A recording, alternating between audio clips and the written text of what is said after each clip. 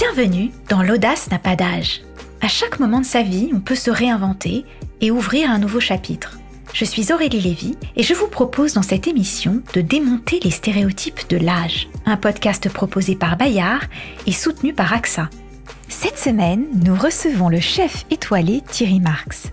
Figure incontournable de la gastronomie française, il nous raconte pourquoi, à 63 ans, il a plus que jamais à cœur de transmettre son savoir. Bonjour Thierry Marx. Bonjour. Merci d'avoir accepté notre invitation. Avec plaisir pour moi. Chef étoilé, figure incontournable de la gastronomie, vous avez emprunté des chemins très insolites dans votre vie, vous avez surmonté de nombreux obstacles, vous avez eu 1000 vies. À 63 ans, j'ai l'impression que votre carrière ne montre pas le moindre signe d'essoufflement, au contraire. À 63 ans, vous êtes plus actif que jamais. Vous avez déclaré d'ailleurs dans un entretien à La Croix que vous tendiez maintenant vers une croissance en conscience plutôt qu'une croissance de l'ego. Pourquoi est-ce qu'il vous importe que votre réussite aujourd'hui, elle soit partagée, utile et aussi qu'elle ait un impact sur le social et l'environnement? Parce que cette société redevient inquiétante. Inquiétante pourquoi si je prenais... je ne suis pas historien, ni sociologue d'ailleurs, mais si je regarde l'histoire, je prends 1930, sortie de la Grande Guerre, on voit qu'en 1930, les extrêmes montent, qu'ils soient d'extrêmes extrêmement durs, comme de l'anarchie, ou des droites extrêmement dures, et on voit où ça nous mène. Et moi, je crains 2030, finalement. Et je me dis, on a intérêt de créer une société plus juste. Marx, pas moi, bien sûr, disait le capitalisme est efficace, mais il n'est pas juste. Donc comment on peut faire en sorte que tout le monde profite de la croissance de la société? Et je pense que les entreprises ont leur rôle à jouer. Et je suis convaincu, vraiment, que les entreprises, aujourd'hui, devraient être capables de mesurer leur impact social et leur impact environnemental pour faire en sorte que cette courroie de transmission, ou ces passerelles qu'il faut remettre sur ces fractures sociales... Alors vous, en l'occurrence, vous le faites par la transmission et la transmission de votre savoir. En 2004-2006, vous devenez chef de l'année pour tourner dans les quartiers où vous aviez grandi et fait les 400 coups. Et certains de vos copains ont subi des coups durs. La vie n'a pas été simple et facile avec eux. Et vous avez envie de faire quelque chose. Vous créez des centres d'apprentissage qui vont former des jeunes qui sont déscolarisés, des chômeurs, des détenus aussi, à la cuisine, au métier de boulanger. Pourquoi est-ce que c'était important pour vous? Racontez-nous un petit peu la genèse de ces centres de formation et de ce désir de transmission. Alors, merci de cette question parce que elle est importante. En 2004-2006, sur cette année 2004 et l'année 2006, je suis élu chef de l'année. Donc, vous avez la presse, vous avez... la renommée, la reconnaissance. La renommée, la lumière, mon côté un peu peut-être dérangeant de venir de ces quartiers... Et en même temps, je reçois énormément de courriers. Quand le reportage d'envoyé spécial passe, je reçois énormément de courriers, mais moi aussi les quartiers, mais moi aussi le bazar de ces quartiers, moi aussi la déscolarisation, et c'est ça. Et à ce moment-là, je me dis, mais qu'est-ce que je vais pouvoir faire pour les miens, finalement? Parce que vous savez, quand on vient de ces quartiers, on a toujours l'impression d'un peu trahir quand on a un peu réussi. Donc, dire, qu'est-ce que je peux faire? Et je me suis souvenu de ce qui avait été utile pour moi. Le sport, le cadre éducationnel du sport, le cadre éducationnel de l'apprentissage par les métiers de l'artisanat et de l'art. Et finalement, je me suis dit, j'étais avec Véronique Colucci à l'époque au Resto du Cœur. Et je me dis, la femme de Coluche. Et je me suis dit, mais tu penses pas que personne ne devrait se sentir assigné à son quartier, à une précarité, à quoi que ce soit, et qu'il faudrait essayer de leur proposer quelque chose. Et on a conçu les choses sur l'idée du projet. Et on a proposé ça dans ces quartiers. On a fait des écoles d'apprentissage et on s'est aperçu d'abord, que dans nos quartiers où des gens sont en difficulté par un moment donné, il y a 3 grands moteurs d'inclusion, c'est l'art, l'artisanat et le sport. Donc on s'est dit, allons-y, il faut y aller. On a commencé par ça. Et on s'est dit, cette transmission-là, elle est intéressante, mais Véronique m'avait donné un message qui était un peu dur au début pour moi. Elle me dit, mais attention, t'es pas là pour mettre des gens en conformité avec un système. Et j'avais apprécié ça parce que d'abord, ça m'avait ramené un peu d'humilité en disant, bah, je suis pas un modèle et j'ai pas à être un modèle. Mais par contre, je peux proposer quelque chose qui me paraît intéressant pour retrouver l'idée d'un projet. Et c'est important parce que bien souvent, vous vous croyez assigné à votre situation, que vous ne l'êtes pas. Et il suffit que vous redressiez un petit peu la tête pour vous dire, ah non, mais maintenant, j'ai une vision à 180 degrés. La cité, c'est pas la cité. D'abord, la cité, c'est pas ma mère. Donc, il va falloir que je passe au-delà de la cité et je peux réussir quelque chose. Et cette notion du projet est restée ancrée dans nos écoles. Et aujourd'hui, on a accompagné en gros 8500 personnes qui sont retournées vers un projet métier. Encore une fois, je ne dis pas un emploi, je dis un projet métier. Et il y a eu 7% de création d'entreprises dans ces quartiers et 7% de création d'entreprises de gens qui se croyaient assignés à une difficulté sociale, à une extraction sociale. Donc voilà un petit peu C'était aussi, si j'ai bien compris, une façon de les former vite et bien. Et parce qu'il y avait cette prérogative aussi, je crois. Et oui. De faire pour apprendre, apprendre pour faire, je crois que c'est quelque chose qui vous tenait à cœur aussi. Bah, c'est toujours faire pour apprendre. C'est-à-dire que bien souvent, beaucoup d'entre nous avons quitté les bancs de l'école très tôt. Apprendre pour faire, on n'a pas compris. On se retrouvait dans une société où qui ne comprenait que les gens qui avaient appris pour faire, donc le bon diplôme, la bonne école et donc le bon travail. Et puis ceux qui avaient pas eu cette scolarité faisaient pour apprendre. Il n'y avait pas de raison qu'ils gagnent mieux que leur vie que les autres, etc. Or que cette société, elle doit fonctionner avec cette hybridation du faire pour apprendre et de l'apprendre pour faire. Qui peut croire que technologiquement, on doit faire confiance à quelque chose qui nous propulse vers le haut sans effort? Non, il y a un escalier social et il faut avoir cette notion de l'effort et il faut le dire tout de suite. Et puis, j'ai eu la chance, il y a quelques années, de travailler avec Axel Kahn sur les IUFM. À l'époque, il y avait du temps, avant M. Sarkozy, il y avait les IUFM pour former les maîtres et on avait un thème qui était différent et inégaux face à la vie. Oui, on est différents et inégaux face à la vie. Donc ça ne veut pas dire qu'il faut s'y résigner, ça veut dire qu'il faut reprendre l'âme d'un combattant. Et c'est la grande phrase de Bertolt Brecht qui dit « Celui qui ne combat pas, de toute façon, il a déjà perdu ». Donc ça veut dire qu'il faut permettre à des gens de se dire « Non, ok, vous venez pas d'une extraction sociale où il y a beaucoup de moyens, mais vous pouvez vous mettre en verticalité et vous pouvez avancer et vous pouvez aller en combat ». Alors la verticalité, le combat, la discipline, ça fait partie des choses que vous transmettez, des valeurs que vous transmettez. Je dirais d'ailleurs que peut-être la valeur principale, il me semble, que vous leur transmettez, c'est celle du travail. Elle est constitutive de votre être, elle est même, je dirais, la substantifique moelle de votre existence, pour employer un terme rabelaisien et qui touche un peu à la cuisine. Comment vous leur enseignez le goût du travail, l'importance du travail et la confiance en soi qu'elle apporte aussi, parce que ça va avec ce que vous disiez pour l'insertion. Bien sûr, mais l'idée du travail m'intéresse peu finalement. C'est l'idée du projet qui m'intéresse. Quelqu'un qui me dit « je veux apprendre la cuisine ». Ok, on va se mettre d'accord, c'est ton projet. Ouais. Très bien, rigueur. Rigueur, c'est ton projet. Il n'y a pas à avoir peur de ce mot rigueur. Engagement, c'est lâcher la main du passé quand le passé a été un peu compliqué. Là, on donc, peut c'est-à-dire surmonter les obstacles, surmonter les obstacles, admettre que de toute façon, la vie est faite entre l'ordre et le désordre, et il faut rester la tête droite sur son projet pour avancer droit.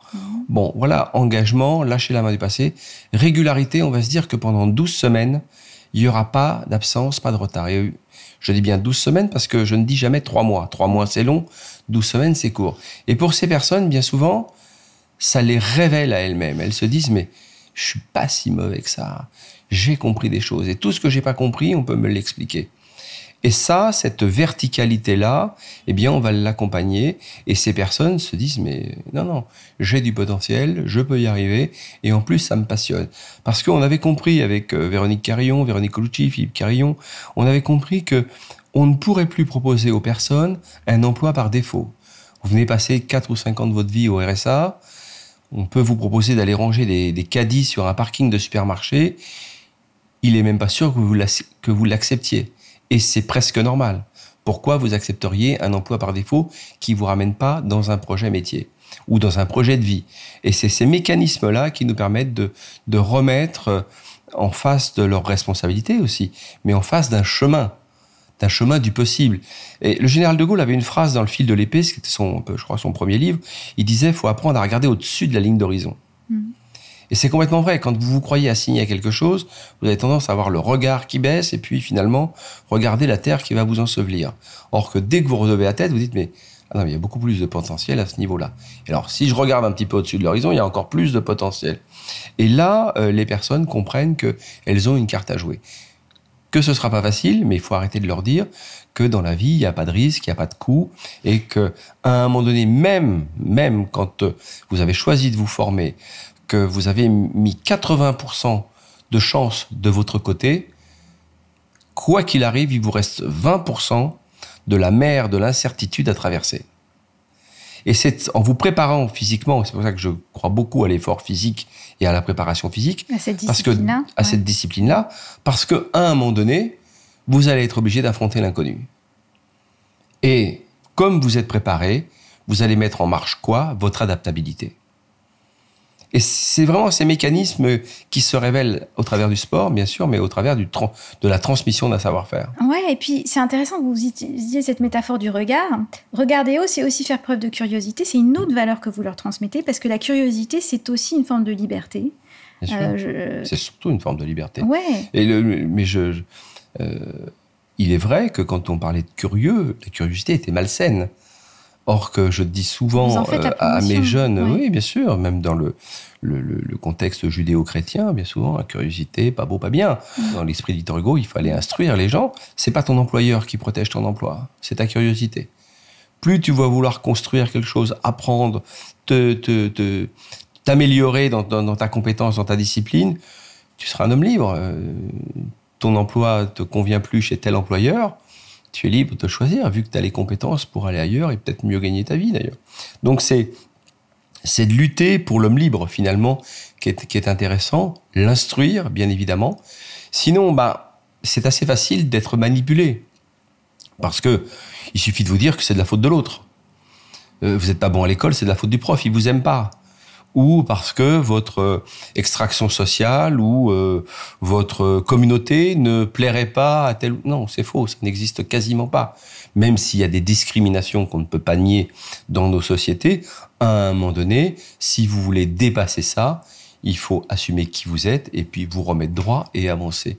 Et c'est ces mécanismes-là qui étaient importants de remettre en place dans nos écoles. La curiosité, vous faites aussi l'apologie de l'ambition, ce qui est très rare, parce que c'est un mot qui est péjoratif en France. Vous, au contraire, vous en faites l'apologie, justement. Pourquoi est-ce qu'il est important, enfin, c'est ce que vous enseignez aux jeunes qui vous entourent, pourquoi est-ce que c'est important de l'écouter et de la nourrir, l'ambition? L'ambition, ça va nourrir le projet va nourrir l'ambition. C'est-à-dire que, encore une fois, on n'est pas obligé de placer l'ambition sur une réussite financière. Ça ne marche pas. Il y a des gens qui me disent, mais vous savez, moi, mon emploi de boulanger, maintenant, me suffit très bien. Je prends mon petit café en bas de chez moi, je regarde le journal et ensuite je rentre dans mon petit studio et tout va bien, je suis très heureux. Je suis très heureux. Donc, vous voyez, c'est de nourrir l'ambition d'être heureux, finalement. Pas l'ambition de la réussite. Moi, j'ai d'abord eu des ambitions de réussite économique. Je voulais sortir de mon extraction sociale. Et puis, il faut savoir ce que c'est d'avoir eu l'électricité coupée, d'avoir eu les huissiers chez soi, de manquer d'argent, le 10 du mois, etc., etc., avec ces angoisses-là. Et quand vous avez un projet métier, quelque chose qui vous passionne, elle passe au second plan. J'allais voir mon banquier en lui disant, mais vous inquiétez pas, ça rentre dans l'ordre, je viens d'avoir un nouveau job, je vais être beaucoup mieux payé. Vous voyez, ça vous nourrit, ça vous rend fort. Et donc l'ambition est pas malsaine, elle est au contraire très saine, c'est l'ambition de s'épanouir et d'être heureux. C'est pas simplement de devenir un grand patron du CAC 40, c'est pas le sujet. En quoi ça vous a enrichi justement d'être aujourd'hui dans cette transmission, d'être une référence en termes de formation? Qu'est-ce que ces jeunes qui vous entourent vous ont appris? C'est colossal parce que... Sur leur génération aussi, pour mieux comprendre cette génération-là. Alors oui, pour mieux comprendre cette génération qui nous dit je n'aurai pas un rapport sacrificiel au travail. Voilà, je veux être plus libre. Et alors, des fois, c'est paradoxal parce qu'ils veulent être plus libres, ils vont s'ubériser en termes de travail, et en même temps, ils vont aller manifester contre les retraites. Et c'est un peu paradoxal, ils ont envie de militantisme, ils ont envie d'impact social. Dans le sens, j'ai l'impression. Dans le bon sens, oui. Ouais. Parce qu'il faut leur faire confiance. Ils sont nés avec des outils que je n'avais pas. Le numérique est un outil avec lequel ils sont nés pas moi. Et donc, il faut les écouter. Il faut les écouter même des fois dans leur paradoxe. Et de voir qu'ils attachent une importance à l'impact social, à l'impact environnemental, qui sont plus dans posséder à tout prix. Moi, le grand rêve de ma génération, c'était le permis de conduire, la grosse moto, la belle bagnole, de s'acheter un jour un appartement. Et je m'aperçois que beaucoup de jeunes gens aujourd'hui disent le vélo, je peux le louer, le scooter, je peux le louer, la moto, je n'ai pas vraiment besoin, puis le permis, si j'en ai besoin, je le passerai. Donc, ils ont pas une même approche de la société, elle est intéressante. Et ce qui est intéressant, c'est dans l'apprentissage métier, dans la transmission qu'on évoquait à l'instant, c'est de dire... C'est ça qui m'intéresse. Alors, c'est étonnant parce que nous, on avait, comme tout le monde, une pyramide de Maslow, comme ça, qui nous disait, apprends tes bases. Ouais. Donc, c'était le socle. Fais ce qui est nécessaire de faire. En gros, travaille chez les meilleurs. Tu auras un très bon CV. Et la pointe finale de cette pyramide de Maslow, c'était de dire, et tu seras heureux. C'est nice to do. Les gamins, c'est pas du tout ça, qui viennent nous voir. Ils prennent la pyramide, ils la retournent. Si c'est fun, je viens, ça me rend heureux. Et si j'ai besoin d'aller chercher des compétences, j'irai les chercher. Elle n'est pas illégitime, ce retournement de pyramide, qui est un équilibre peut-être précaire, mais qui fonctionne aujourd'hui. Moi, j'ai des jeunes gens qui me disent « Non, je viens, ça m'intéresse, mais alors je veux être ça tout de suite. » Très bien, on tente ou je veux bien faire un essai chez vous. Or que ma génération, nous faisait faire un essai chez un employeur. Vous voyez, ça a changé, ça nous met des gifles, mais il ne faut pas oublier que cette jeunesse, elle est inspirante. Aujourd'hui, on a toujours l'impression qu'elle ne veut rien faire, qu'elle ne voudrait pas travailler. Elle n'a pas envie de rentrer dans les codes. Et c'est ce qu'on se disait au départ, transmettre un savoir-faire, c'est, comme disait toujours Véronique Colucci, c'est pas mettre des gens en conformité avec une société. Cette société, on a quand même des choses à lui reprocher. Et notamment, cette capacité à faire beaucoup d'argent, à faire beaucoup de gens qui ne redistribueront pas cet argent. Et ça, il faut peut-être un petit peu arrêter ça. Encore une fois, on le disait par rapport à Marx, le capitalisme est efficace, il n'est pas juste, comment je le rends plus juste? Et puis ne serait-ce que pour donner du sens, parce que j'ai l'impression qu'à ce stade de votre existence, il vous importe vraiment que votre vie ait ce sens-là aussi, peut-être de laisser une empreinte aussi, justement ayant joui d'honneur, d'une certaine aisance matérielle. C'est vrai, vous avez raison sur... D'abord, une petite chose, c'est quand même que les honneurs, c'est très éphémère. La réussite est très éphémère. Si vous ne remettez pas en question tous les jours, ça ne durera pas. Laisser une empreinte, je ne suis pas convaincu de cela. Avoir un bon karma, je suis plus convaincu de ça. Ah, donc en fait, vous êtes après le karma? Vous savez, moi, j'ai vécu en Thaïlande pour le groupe Mandarin. Je travaillais Mandarin de Bangkok. Et tous les Thaïs avec qui je travaillais ne pensaient qu'à ça.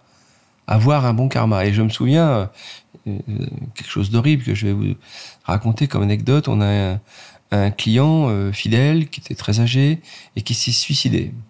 Évidemment, on a demandé au personnel de s'occuper un petit peu de remettre la pièce en ordre et la personne comme il faut. Et tous les personnels qui travaillaient avec moi disaient « Non, mais c'est pas grave. Il a été tellement bien, cet homme. Il était tellement gentil.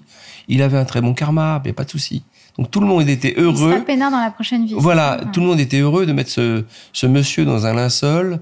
Bon, voilà, donc je pense que effectivement, quand on essaie de partager un certain nombre de convictions, dont vous sentez que ces convictions et que la spiritualité de ces convictions, je dis bien, ça peut être une spiritualité laïque d'ailleurs, fait du bien, vous fait du bien autour de vous. Vous dites c'est peut-être ça le plus important finalement.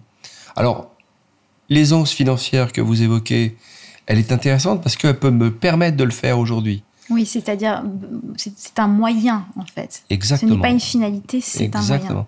Or que, évidemment, quand j'étais à 4 sous, que je n'avais même pas des fois de quoi reprendre un ticket de métro pour sortir du restaurant dans lequel j'ai travaillé pour rentrer chez moi dormir, dans un 7 mètres carrés où il fallait laver son linge dans une laverie et je m'endormais dans la laverie en attendant que mon linge sèche, je ne pouvais pas aider qui que ce soit.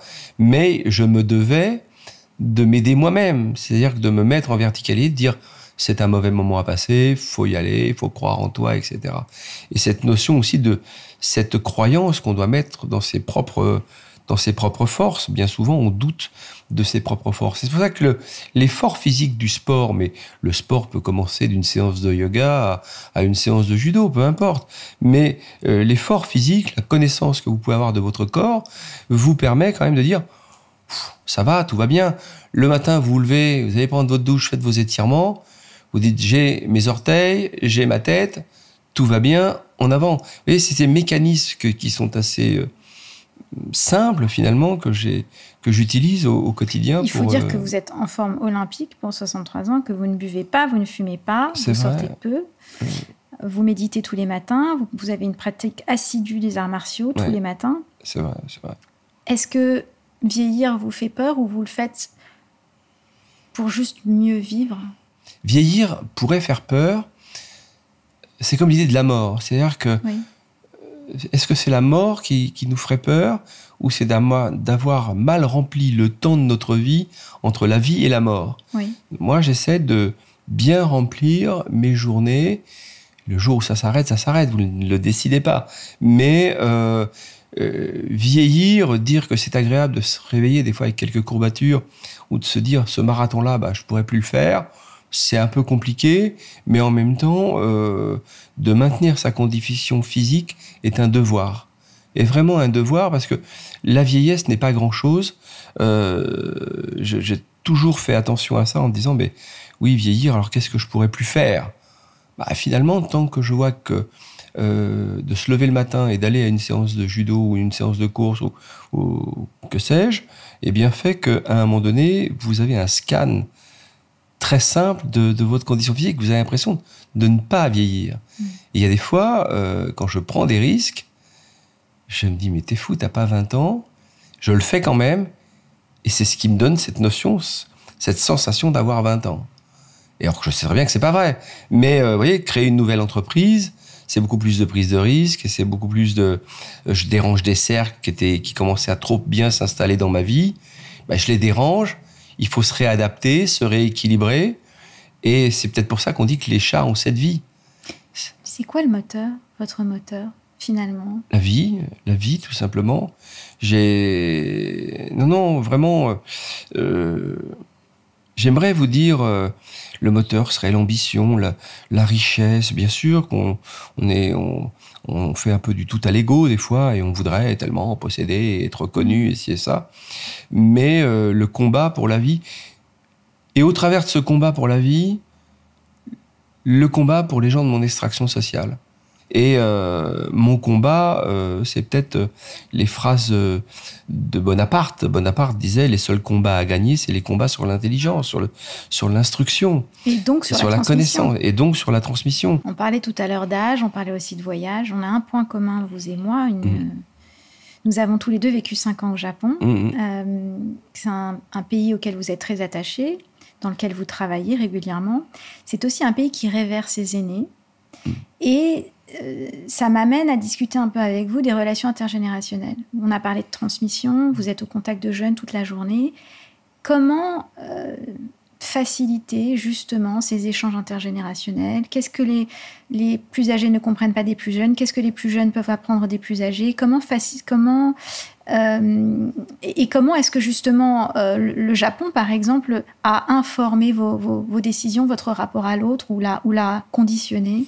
Je ne sais pas comment a été le Japon pour vous quand vous l'avez découvert. Ouais.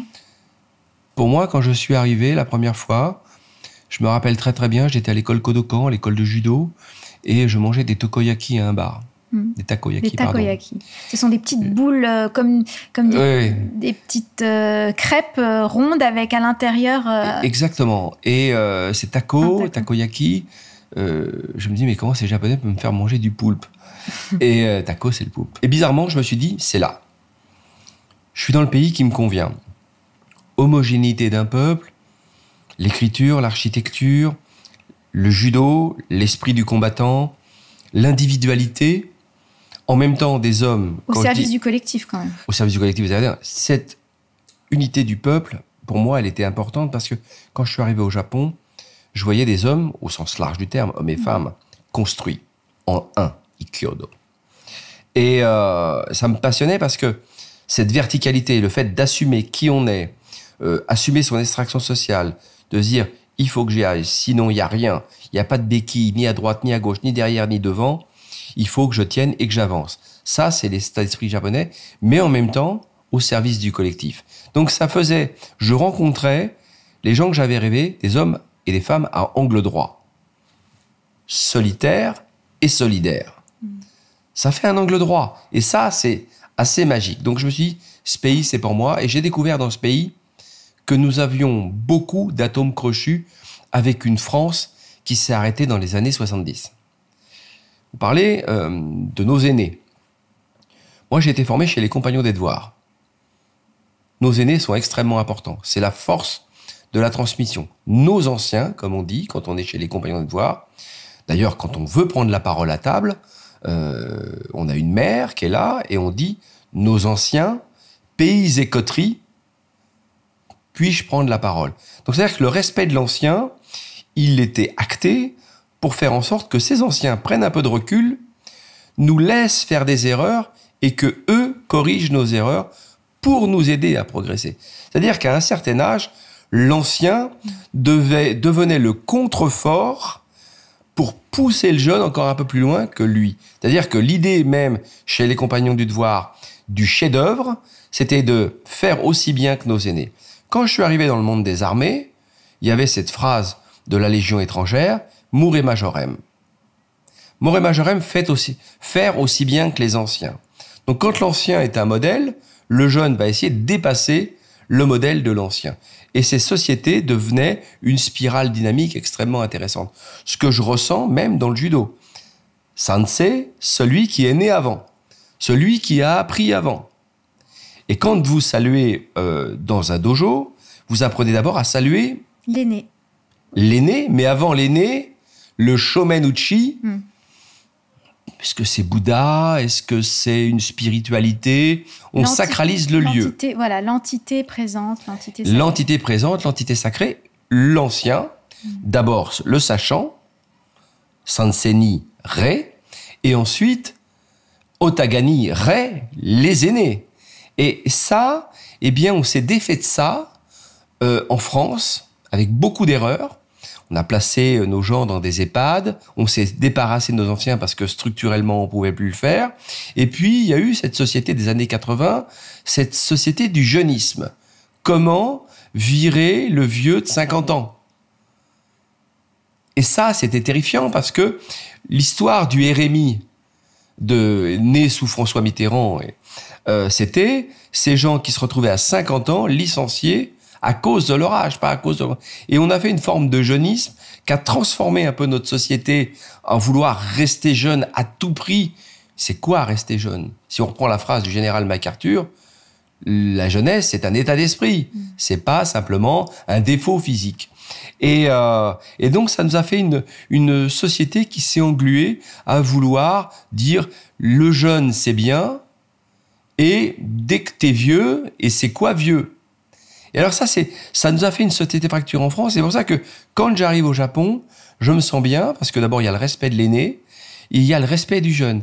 Et il m'arrive très souvent, quand je suis notamment à Tenri, où on va à l'entraînement de Tenri, on voit arriver des judokas du monde entier, avec des cheveux rouges, des cheveux jaunes, y compris des Japonais, des jeunes gens de 15 à 20 ans, et les anciens ne disent rien. Non, c'est normal, c'est l'âge. C'est normal, laissez-le. Il faut laisser faire. Il faut qu'ils fassent leur expérience. Et puis après, on repose le cadre. Shuari, observe et tais-toi, apprends et comprends. Ensuite, tu pourras innover. Et ça, c'est pour ça que cette société japonaise que je n'idéalise pas. Bien sûr, parce qu'elle a aussi... On la connaît tous les deux et on sait qu'elle a des revers qui sont des fois d'une brutalité absolue. Elle a une mélancolie latente aussi, elle a sa souffrance. Bien sûr, bien sûr. Et c'est pour ça que, pour clore mon propos sur nos aînés, il ne faut pas non plus rentrer dans la nostalgie de l'ancien, qui est l'antichambre, finalement, de la dépression. C'était mieux dans le temps. Et des réactionnaires. Bien sûr. Par ailleurs, les cinquantenaires, les plus de 50 ans, vous en parliez, ils souffrent de nombreux stéréotypes. L'un d'entre eux, c'est qu'ils sont très difficiles à manager. C'est votre expérience ? Alors, ils sont très difficiles à manager. C'est un peu un cliché, les plus de 50 ans. C'est un peu un cliché. Alors, c'est vrai, pas vrai, d'ailleurs. Non, très honnêtement, je pèse mes mots en disant cela. Je suis pas sûr qu'il y ait des gens difficiles à manager. Je suis pas sûr que ça existe. On a fait des guerres avec des gens qui étaient des amateurs. On en a fait des combattants parce qu'on avait besoin. Et ils étaient pourtant, soi-disant, difficiles à manager. Des ouvriers avec des gens plus aisés, avec des gens qui étaient des professionnels. Et on a quand même mené des batailles. Donc, ça veut dire qu'à un moment donné, pour manager, je pense qu'il faut être sincère. Je veux pas aller jusqu'à l'exagération de la loyauté. Je faisais un cours il n'y a pas très longtemps pour un grand centre là et on me demandait non mais il faut être très loyal, la loyauté ceci. Je dis oh là vous y allez un peu fort, la sincérité. Et ça c'est nos défauts de manière, on manque de sincérité. Je vais vous donner un exemple très précis. Dans nos écoles, nos publics sont des gens éloignés de l'emploi, très éloignés de l'emploi en grande précarité. Des gens qui viennent à peine d'avoir un toit sur leur tête, ou des migrants statutaires, et des gens qui sont sous main de justice. On leur dit, bon, la formation est gratuite, mais c'est pas vrai. Parce que sur cette planète, il n'y a rien de gratuit. Vous bougez un cil, vous avez déplacé quelque chose, et ça coûte quelque chose. Un effort, de la monnaie. Alors nous, notre monnaie, elle n'est pas en dollars, elle n'est pas en euros, elle n'est pas en yens, elle s'appelle RER. Les gens nous regardent avec des yeux écarquillés. C'est quoi RER ? Cette formation, elle prend 12 semaines. Donc, il faut rigueur, c'est votre projet, engagement, lâcher la main du passé quand le passé a été un peu compliqué, et là, on peut vous aider. Régularité, on va se dire qu'il n'y a pas d'absence, pas de retard. 92% de retour à l'emploi. 7% de création de gens qui se disent « Ok, le deal est bon. Ok, j'ai compris. » Et on dit à ces personnes « C'est pas grave. T'es pas allé au bout, t'es arrivé 3 fois en retard, on se quitte bons amis, mais tu ne peux pas prendre la place de quelqu'un. » Les gens le comprennent. Mais si vous opposez des contraires, oui, mais il n'a pas eu de chance, le métro puis le quartier d'où... Non. À un moment donné, il faut se remettre dans cette force de la verticalité pour se dire, j'assume. À tous les âges, en fait. Ça concerne finalement tous les âges. C'est-à-dire que je peux dire ça à un jeune de 15 ans, et j'en ai en ce moment dans un centre fermé pour jeunes, et je peux le dire à quelqu'un de 60 ans qui se dit, ouais, finalement, tout le monde m'a baratiné un petit peu depuis quelques années là. Ouais, t'as eu des ennuis ? Poubelle. Ça a été compliqué, t'as eu une maladie, des ennuis, t'as été licencié ? Ok. On tire un trait, là, par terre. T'es prêt à franchir le pas, rigueur, engagement, régularité. On avance et on se retourne plus. C'est ton projet. Et on s'aperçoit que la force est décuplée. Mais si vous commencez à dire, on va très bien s'entendre, on va être dans la loyauté, vous savez, dans cette entreprise, on est des gens formidables, regardez, on peut aller jouer au ping-pong l'après-midi, et puis un matin, on vous convoque au RH en disant, ouais, votre poste, et puis finalement, vous n'avez pas fait ci, puis finalement, vous savez pas pourquoi, vous êtes viré. Et là, la loyauté, on a oublié. Qui vous a transmis ce sens aigu de la responsabilité ? Ma mère. Ma mère, moi j'ai beaucoup appris avec les femmes. Ma grand-mère était pareille. Ma grand-mère était une femme forte. Et ma mère était une femme forte. Ma mère, quand je lui disais, ouais, parce que j'ai eu une mauvaise note, parce que le prof m'aime pas. Trouve-moi autre chose, là, mais ça n'allait pas être possible. Ma mère, c'était 5h du matin debout. À 6h, nous, on était tous debout, tout était fait. Et elle partait travailler durement. Mais le soir, il y avait toujours un livre. Mais on s'écoutait pas. Alors, ça a des freins, parce qu'il y avait un garçon, ça pleure pas. Il n'y a pas de raison de se plaindre. Et j'avais un grand-père qui me disait de toute façon, oh non, c'est pas grave, il n'y a que la mort qui est irréversible. Je me rends compte que votre 6e décennie en est d'autant plus riche. Merci d'avoir partagé avec nous les secrets de votre transmission, vos techniques de management aussi, quelque part, puisque c'est un peu un cours de management que vous venez de nous donner. J'ai un petit questionnaire de la fin, si vous m'autorisez. Ah bah, pas de souci, ouais. Le livre qui a changé votre vie, Thierry Marx. Vous avez cité beaucoup de grands hommes, beaucoup d'écrivains aussi. Je sens que la lecture, elle est importante aussi. Il n'y a qu'un livre qui a changé ma vie, que j'ai dû mettre 2 ans à lire. Quand j'étais gamin, c'était L'Appel de la forêt, Jack London. Ma tante qui me faisait toujours des petits cadeaux à Noël. Moi, je prenais ça pour des petits cadeaux, vous voyez. C'était pas la super voiture de pompier ou le truc. Et elle m'avait acheté ce livre de Jack London, que je devais avoir 10-12 ans, c'est un peu tôt pour moi. Et elle m'en lisait des passages, et après, moi, je l'ai lu. Et l'envie d'aventure, l'envie d'effort, l'envie de risque, Je l'ai trouvé au travers de Jack London. C'est la richesse de l'amitié, la richesse de la rencontre qui fait qu'à un moment donné, vous vous dites, oui, j'apprends quelque chose avec cet homme-là. Vous croisez la route d'un grand patron, ce qui a été le cas pour moi quand j'étais chez AXA, monsieur Bébéard, qui me présente un monsieur qui s'appelle José Gutmann, qui s'appelait hélas José Gutmann, et José Gutmann va me dire, ok, t'es un bon artisan, mais t'es un très mauvais manager. Donc pendant 3 ans, cet homme m'a pris sous son aile, m'a fait faire l'université AXA, bien sûr, mais l'université de Berkeley, en me proposant des cours un peu spécialisés pour pas mettre de pression excessive sur les collaborateurs. Et je me souviens que toutes les semaines, il m'amenait un livre à lire, voire de peur que je ne le lise pas. Il cachait le fait d'avoir surligné des trucs dans le livre, mais tu avais lu ce para. Et donc j'étais obligé d'aller au bout, en sachant que je ne serais pas allé au bout de ce livre. C'est tous ces moments de rencontre, de vie qui font que si vous êtes un homme positif, vous attirez à vous des gens positifs et qui ont envie de changer des choses. Quand vous rencontrez des gens qui cherchent que des coupables, ça ne marche pas. Vous opposez les contraires. Mais quand vous cherchez des gens qui cherchent des solutions, vous avancez dans la vie, c'est bien évident. De quoi êtes-vous le plus fier, justement ? Les écoles cuisine mode d'emploi. Parce qu'elles sont nées au Resto du Cœur, elles sont nées avec Véronique Colucci, elles sont parties en faisant confiance à des gens extrêmement modestes qui se sont dit, pourquoi pas la vie, quoi, pourquoi pas ma chance et pourquoi pas mon épanouissement. Et la vie, c'est souvent comme ça, c'est un chemin entre l'ordre et le désordre. Donc, si vous voulez rester sur une ligne droite et épanouissante, il faut avoir un projet à regarder au-dessus de la ligne d'horizon. Quand vous marchez sur une poutre, si vous gardez vos pieds, vous allez tomber. Donc, c'est un peu cette idée-là. Et puis, on va vivre une succession de crises, quoi. Donc, on se dit, non, mais les crises, c'est pas bien, il faut en avoir peur. Ben oui, mais la vie est faite de crises, cette terre est faite de crises. Donc, ce qu'il faut apprendre, c'est l'adaptabilité. L'adaptabilité est la règle. Comment est-ce que vous voulez qu'on se souvienne de vous, Thierry Marx ? Un homme positif, c'est tout. Je veux dire, j'ai pas d'épitaphe prévue. Non. Un homme positif, point, quoi. Je veux dire, c'est. Et puisque c'est le titre de notre programme, l'audace n'a pas d'âge, qu'est-ce que vous n'avez pas encore osé ? Qu'est-ce que j'ai pas encore osé ? C'est la ferme et la table d'hôte dans l'économie sociale. J'ai fait un traiteur dans l'économie sociale, je fais un restaurant dans l'économie sociale de haut niveau, parce que je considère que le luxe n'est pas une insulte à la misère, mais une insulte à la médiocrité. Et maintenant, je m'attaque au projet d'une ferme à impact social et environnemental, et on la cherche, géographiquement et financièrement. Voilà. Merci pour tout ce que vous faites, merci. Tout ce que vous nous transmettez. Merci beaucoup. Et l'immense utilité que c'est pour nous tous. Merci. Merci Thierry Marx.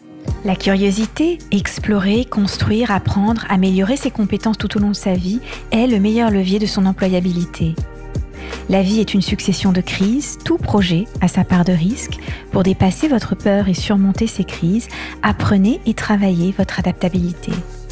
RER, rigueur, engagement et régularité sont les 3 ingrédients essentiels que Thierry Marx transmet à toutes les personnes qui entrent dans ses formations. Celui qui combat peut perdre, mais celui qui ne combat pas a déjà perdu, dit Bertolt Brecht. Ne baissez pas les bras devant l'adversité ou les inégalités de la vie, quelles qu'elles soient.